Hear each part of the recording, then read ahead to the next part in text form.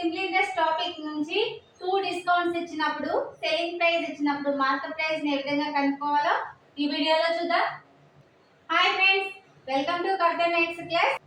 ఒక వస్తువు మీద వరుసగా 20% మరియు 10% డిస్కౌంట్స్ ఇచ్చిన తర్వాత సెల్లింగ్ ప్రైస్ వచ్చేసి 720 రూపీస్ అయితే మార్కప్ ఎంత అనేసి అడుగుతున్నారు. ఈ ప్రాబ్లం ని ఏ విధంగా సాల్వ్ చేయాలో చూద్దాం. మనం ఇక్కడ మనకి ఏమంటున్నారు, ఒక వస్తువు మీద 2 డిస్కౌంట్స్ ఇచ్చారు, 20% మరియు 10%. 20% అంటే రిమైనింగ్ ఎంత ఉంటుంది, 80%. 10% అంటే రిమైనింగ్ వచ్చేసి 90%. 80% అంటే ఎంత వస్తుంది, 0.8 ఇంటూ 0.9 ఎంత అవుతుంది, 0.72.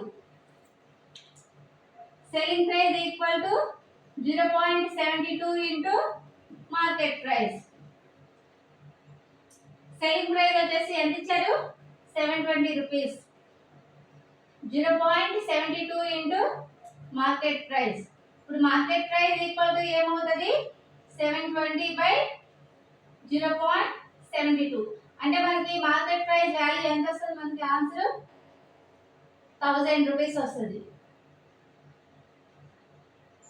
ఇది మనకి 1000 రూపీస్ అనేది మనకి ఆన్సర్ అవుతుంది. Market price equal to 1000 rupees. Okay friends, everyday మా ఛానల్లో ఫ్రీగా మ్యాథ్స్ క్లాస్ అయితే ప్రొవైడ్ చేయడం జరుగుతుంది.